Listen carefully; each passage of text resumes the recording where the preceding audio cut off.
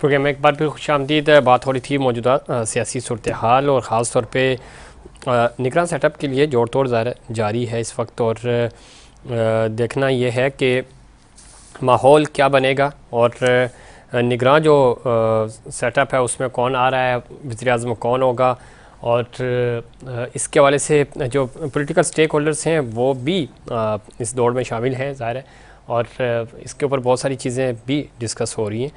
देखना यह है कि ये निगरान जो सेटअप होगा इसके ऊपर जो पाकिस्तान पीपल्स पार्टी के तहफ़्फ़ुज़ात हैं वो सबसे ज़्यादा, चूँकि उसके ऊपर बात भी हो रही है। और फिर जब हम उनके तहफ़्फ़ुज़ात की बात कर रहे हैं, वो समझते हैं कि शायद ये सिस्टम जो है वो लंबा चलेगा और इसका नुकसान पाकिस्तान की पार्टी को होगा। मुस्लिम लीग नून भी इंतखाबात तो ज़्यादा वक्त पे होने चाहिए, लेकिन माहौल उस तरह का बनता हुआ नज़र नहीं आ रहा। जो जितने भी हमारे लोग हैं जो इंसाइट्स रखते हैं, जो पॉलिटिकली इस सेटअप को और इन मामलात को समझते हैं, वो उनकी राय है कि मामला जो है वो थोड़ा सा लंबा होता हुआ नज़र आ रहा है।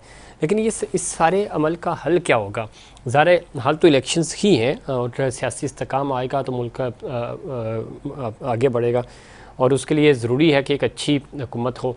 बज़ाहिर तो ये सारी चीज़ें कहने में बड़ी आसान है, लेकिन होती हुई हमें नज़र नहीं आ रही। पॉलिटिकली चूँकि IMF के साथ अभी आप इंगेज हुए हैं, IMF आपको उसने किस्त भी दी, आगे जो निगरान सेटअप आएगा उसने ही डील करना है मामलात को। और इसके ऊपर जो ज़ाहिर हुकूमत के पास इतने इख्तियारात नहीं होते, निगरान हुकूमत के पास, तो वो जो वज़ीर ख़ज़ाना होंगे और फिर जो प्राइम मिनिस्टर होंगे निगरान, वो उनका रोल जो है वो यहाँ से शुरू होगा। उसके ऊपर उसको सपोर्ट मिलेगी, ज़ाहिर रियासती सपोर्ट होती है जो कि हर हुकूमत को मिलती है, और निगरान सेटअप को तो कुछ ज़्यादा ज़रूरी होता है। तो ज़रा वो आते ही कम दिन के लिए 90 दिन का टाइम होता है, ये तो ज़्यादा से ज़्यादा कम से कम 60 डेज़ का, तो उसके अंदर रहते हुए उन्होंने इलेक्शंस करवाने होते हैं, उन्होंने एडमिनिस्ट्रेशन देखनी होती है बेसिकली। कोई फुली इख्तियारात उनके पास नहीं होते। तो ये कैसे मुमकिन होगा? और ये सारी चीज़ें जो एक मोमेंटम अभी इकॉनमी का बना है, जिस तरह बताया भी जा रहा है, और एक माहौल बनाया गया है, इसको ज़रा बरकरार रखने के लिए आपको ये ज़रूरी है। अगर कोई इस तरह का मामला बनता है, अगर इलेक्शंस वक्त पे नहीं होते, तो ज़ाहिर पॉलिटिकल स्टेक होल्डर्स प्रोटेस्ट की तरफ जाएंगे, तो वो और ज़्यादा नुकसानदेह हो सकता है। तो क्या कोई तमाम जो जितने भी हमारे सियासतदान हैं, पॉलिटिकल पार्टीज़ हैं, वो मिल बैठ कर इसका कोई आइनी रास्ता निकालेंगे, या पार्लियामेंट इसके ऊपर क्या करेगी? बज़ाहिर अभी तक हमें कोई इसके ऊपर रोड मैप नज़र नहीं आ रहा। कहा यह जा रहा है कि सब चीज़ें वक्त पे हो जाएंगी, लेकिन होती हुई जो एक ग्राउंड रियलिटीज़ हैं, माहौल है, वो वैसा नहीं है। इसके लिए तैयारियां भी उस तरह की नहीं है। अगर इलेक्शन 3 महीने के बाद होने हैं, तो 3 महीने के बाद कोई भी पॉलिटिकल पार्टी जो है वो हमें इलेक्शन की तैयारी करती हुई उस तरह नज़र नहीं आ रही। तो क्या उनको यकीन नहीं है, या वो तैयारी को इतना पेंडिंग क्यों किया हुआ है? दूसरी तरफ आज जो KP से ख़बर आई ख़ास तौर पे, चूँकि परवेज़ खटक साहब ने एक दावा भी किया है, उन्होंने कहा जी PTI का तो मुकम्मल ख़ात्मा हमने कर दिया है।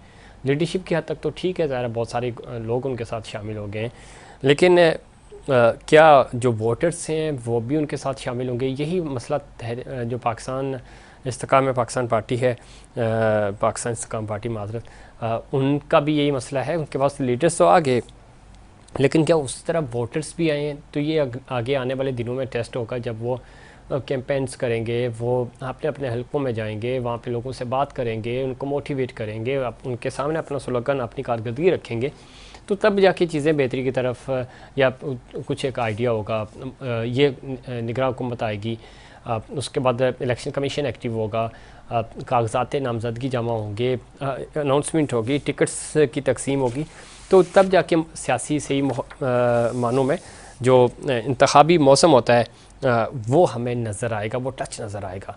तो उसके लिए ज़रा अभी वक्त है, और वक्त गो के उस तरह तो नहीं है, लेकिन अभी तो चूँकि अनाउंसमेंट बाकी है, इलेक्शंस के ऊपर होंगे नहीं होंगे, जैसे तहफ़्फ़ुज़ात हैं, सवालात हैं, मियाँ साहब की वापसी होगी या नहीं होगी, जो बड़ी पॉलिटिकल स्टेक होल्डर्स हैं, दोनों जमातें हैं, मुस्लिम लीग नून और पाकिस्तान पीपल्स पार्टी, आपस में तो उनकी बातचीत हो रही है, मामला सेट भी किए जा रहे हैं। मुस्लिम लीग नून की तरफ से पहले भी कहा गया था कि पंजाब में हम किसी भी तरह का कोई सीट एडजस्टमेंट नहीं कर रहे। पाकिस्तान पीपल्स पार्टी ने भी कहा था कि हम अकेले इलेक्शंस लड़ेंगे, पहले ये खबरें आ रही थी। तो ये सारी चीज़ें हैं जो इस वक्त इस तरह का माहौल बना रही हैं।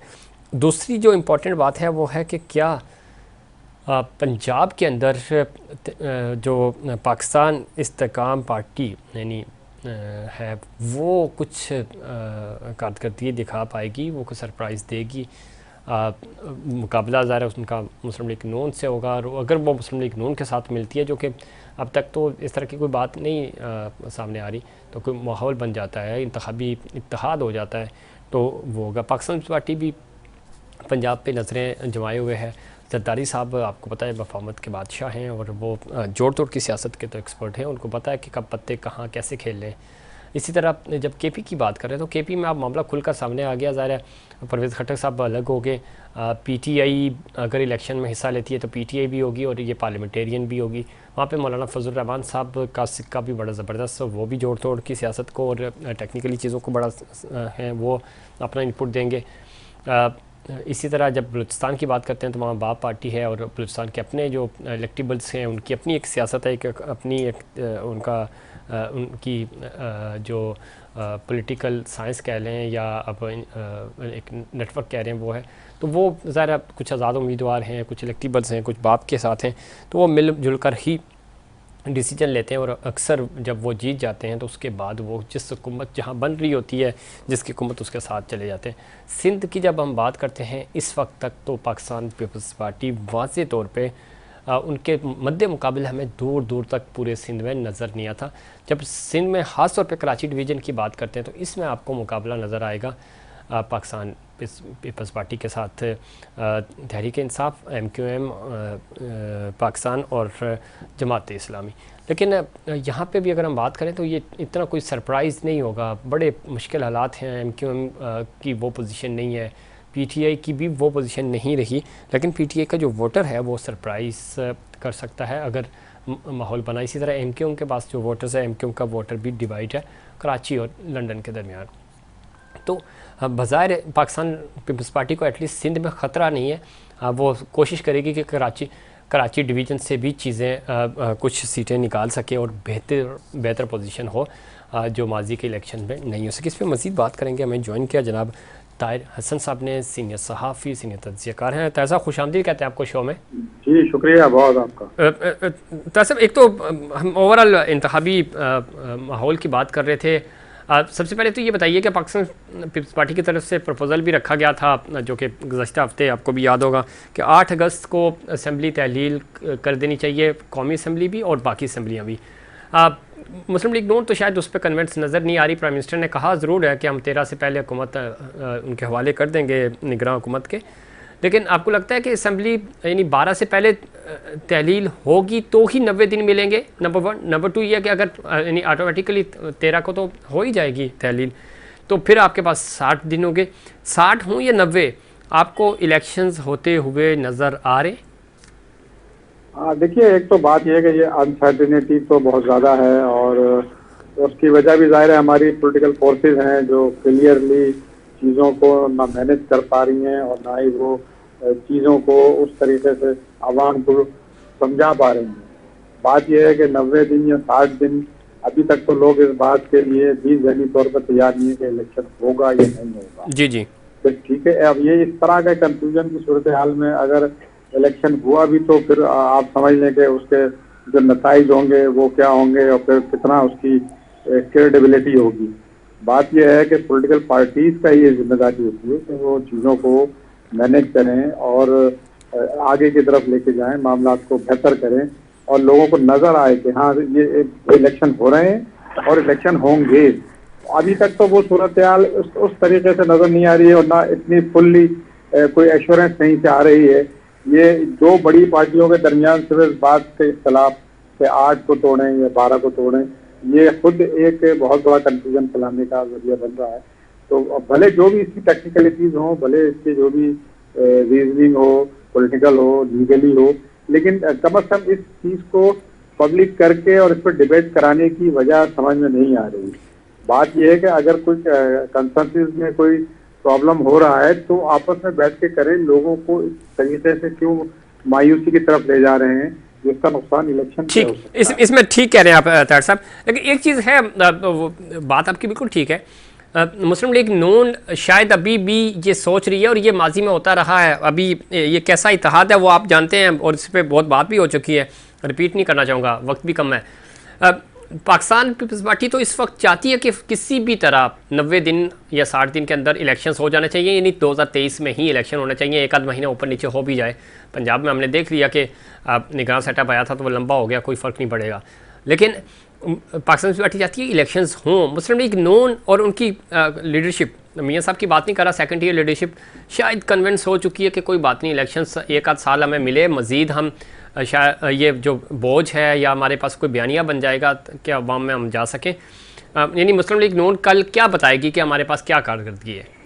देखिए, बात सारी यही है, उनकी कंफ्यूजन या उनकी परेशानी यही है कि उन्होंने ऐसे वक्त में गवर्नमेंट ली जब सूरत हाल बहुत ख़राब थी और वो लोगों को डिलीवर नहीं कर पाए, कोई रिलीफ नहीं दे पाए, तो उनको एक खतरा है कि हम इस सूरत हाल में इलेक्शन में जाएंगे तो हमारे लिए कोई बेहतर पोजीशन नहीं होगी।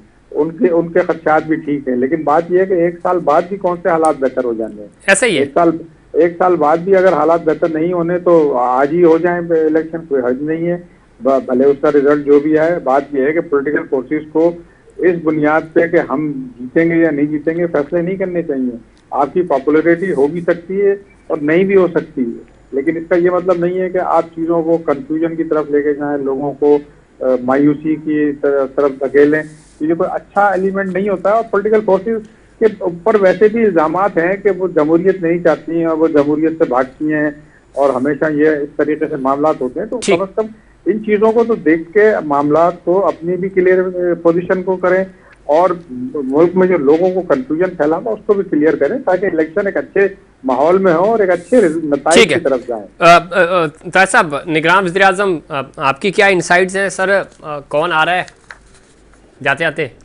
सर देखिए, जाहिर है कि अब बातें तो ये भी हो रही हैं कि कम से कम IMF भी चाहती है कि कोई उनकी चॉइस का भी हो, ताकि उनके जो मामला हैं वो भी बेहतर चलें। और पॉलिटिकल फोर्सेस के लास्ट टाइम भी आपने देखा था कि कंफ्यूजन हो गया था और फिर चीजें चली गई थी इलेक्शन कमीशन के पास और मामला जो है वो उधर फैसला हुआ था। तो अगर पॉलिटिकल फोर्सेस नहीं आज भी इस मरतबा भी अगर कोई इस तरह की सूरत करेंगी तो कहीं और चले जाएंगे फैसले होने के लिए और कहीं और फैसले सब ठीक कह रहे हैं, लेकिन शायद पॉलिटिकल फोर्सेस तो कर भी नहीं पाएंगे, कहें और फिर IMF ही करेगा, जो कि लग रहा है।